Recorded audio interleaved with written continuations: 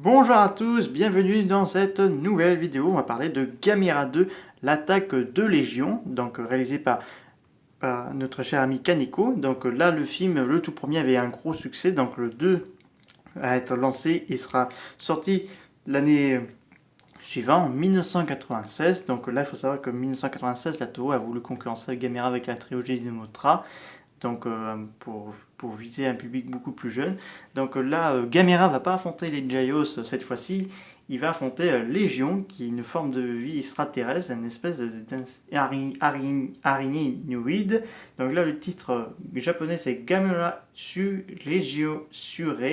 Donc là, on trouve une actrice du film précédent, c'est la jeune fille qui est en lien avec Gamera, mais l'inspecteur qui a démissionné parce qu'il avait trop peur tout ce qu'il a vu par la suite. Donc là, qui est témoin de l'invasion de Légion, mais pas à Tokyo cette fois-ci.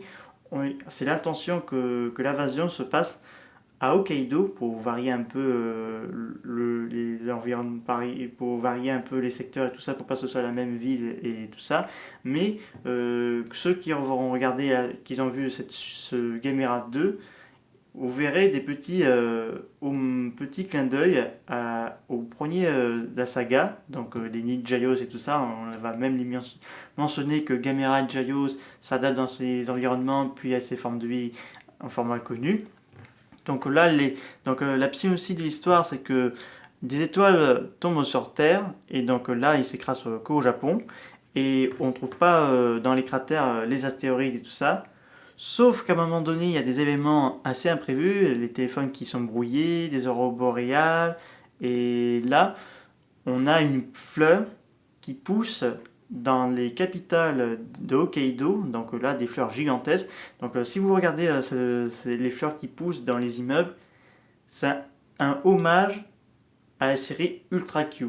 Parce que ça a été clairement, c'est clairement Kaneko qui a dit qu'il a rendu hommage à Ultra Q, notamment avec cette plante qui apparaît dans la série, mais qui apparaîtra dans la série Ultra Galaxy.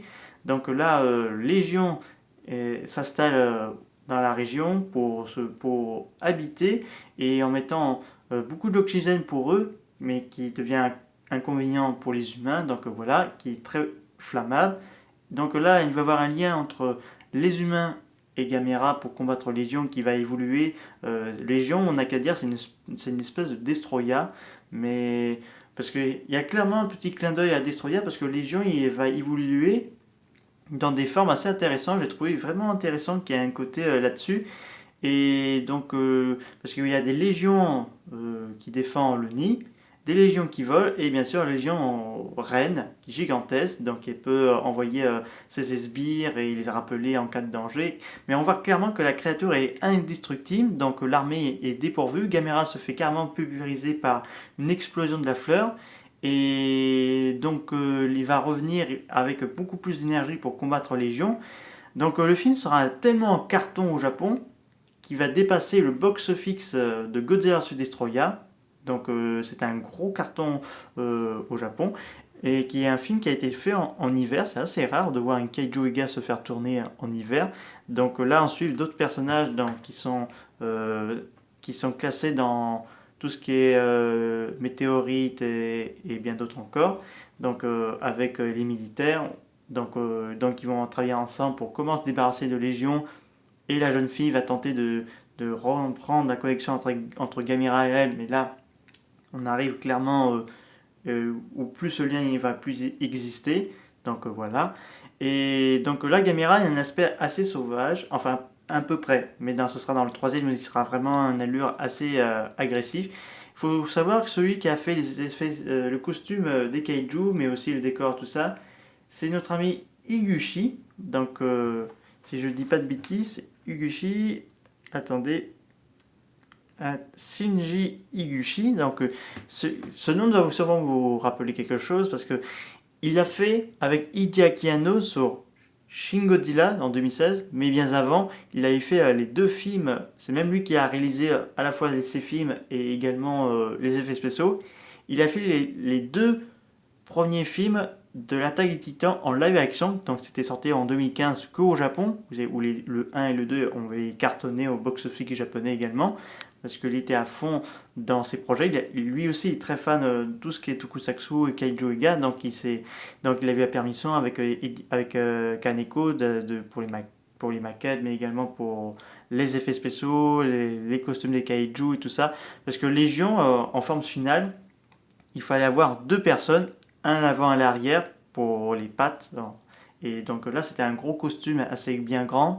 Et donc là, ça demandait beaucoup de concentration, mais aussi de souplesse pour qu'il puisse un peu diriger le kaiju. Donc là, là, c'est un super film que je vous recommande également parce que c'est un film qui rend hommage à Ultra Q. On voit clairement là-dessus.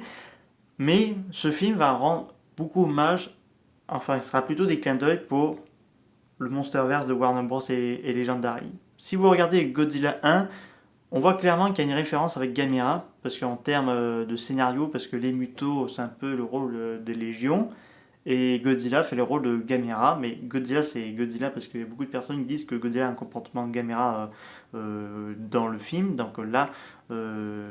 Bien sûr, dans Godzilla 2 King of Monsters, vous avez aussi un peu le clin d'œil à la trilogie Gamera, notamment je pense à Gamera 2, parce que quand Gamera a tenté d'arrêter l'explosion de la fleur, de la graine, pour éviter qu'elle germe ses graines et tout ça, ça a explosé et tout. Donc on voit que la ville de Sentai a explosé tout ça, qu'il y a une prédiction, apparemment il y a eu vraiment une explosion après le tournage de ce film, d'après certaines histoires que j'ai vues sur certaines informations, donc voilà. Et dans Godzilla 2 King of Monsters, on a vraiment un petit clin d'œil à la trilogie de Gamera, surtout qu'avec Godzilla qui affronte King Ghidorah dans l'eau, qui se reçoit l'Oxygen Destroyer, donc c'est vraiment un petit clin d'œil à Gamera de la trilogie Kaneko, sauf que là il y a beaucoup d'enfants qui sont rassemblés, parce que ce film il est très catholique. Surtout le début, vous avez d'abord la croix du Christ, avec ensuite le titre du film. Et là où Gamera, où il est resté immobile suite à l'explosion et tout ça, il y a beaucoup d'enfants, ça c'est vraiment un clin d'œil pour un hommage au tout premier Gamera, qui font des feux pour lui redonner l'énergie, ils attendent qu'il se réveille tout ça. Donc sa jeune fille qu'on a vu dans le premier, avec son pendentif, qui va tenter de le faire réveiller, et c'est là qu'il va perdre le lien, parce que Gamera doit se sacrifier pour perdre ce lien avec les humains, mais pour sauver la Terre. Donc il va combattre Légion, qui devient une grosse menace, parce que pour le gouvernement japonais, il voit que c'est parce que Légion c'est une véritable menace, encore bien pire que les précédentes, parce que il peut planter des fleurs il provoquer des explosions. Donc c'est une véritable menace que dans ce film. Personnellement, j'adore celui-là parce que surtout la musique c'est bien réussi. Donc je remercie les compositeurs de la musique qui nous ont fait. Je remercie Ko Otami pour faire les musiques, parce que quand j'écoute, j'ai des frissons qui viennent. Donc voilà. Donc Gamera 2, l'attaque de Légion, un gros succès, mais vraiment c'est vraiment bien réussi surtout. Et c'est rare un kaiju qui se tourne en hiver, c'est absolument très rare. On sait qu'il y a eu quand même quelques épisodes d'Ultraman, surtout Ultraman, Ultra Seven, tourné en plein hiver, mais c'est assez rare quand même. Donc là c'est vraiment un super film, le Gamera est au top, les acteurs sont bien, ils jouent bien, donc voilà. Et donc franchement c'est vraiment top. Personnellement, c'est très rare de voir une trilogie en excellent bon état, mais le Godzilla de Monsterverse est super réussi lui aussi. Je pense que la trilogie Godzilla Monsterverse sera peut-être dans les lignées de Gamera de Kaneko, parce qu'on sait qu'au Japon, ils voudraient faire un reboot de Gamera, mais on ne sait pas comment ça se faire ou tout ça. Donc affaire à suivre. On sait que la Toho va relancer la trilogie Godzilla après Godzilla vs Kong. Donc pour Gamera, c'est assez compliqué, vu que c'est Katodora qui décide, vu qu'ils ont racheté toute la liste de la Daiei. Donc affaire à suivre. Parce que quand vous regardez la bande-annonce sur YouTube de Gamera, vous verrez vous verrez le logo de la Daiei, mais étrangement, vous verrez le logo de la Toho. Et ce ne sera pas le seul. Dans Gamera 3, vous verrez également la logo de la Toho. Je reviendrai dans Gamera 3. C'est assez bizarre, ça m'a piqué ma curiosité. Est-ce qu'il y a eu une relation avec la Toho pour distribuer le film? Alors là, c'est une bonne question. Alors je pense qu'il y a eu peut-être une sorte de paix ou tout ça, mais je me pose bien des questions. En tout cas, voyez Gamera de l'attaque de Légion parce que vous passez un agréable moment. Vous pouvez regarder, quand il ferait bien froid en hiver, vous pouvez vous le mettre, ça vous pourra avoir une bonne ambiance pour une soirée hivernale. Donc personnellement, foncez. J'espère que cette vidéo vous a plu. N'hésitez pas à me dire ça dans les commentaires. Je vous dis à très bientôt. Au revoir.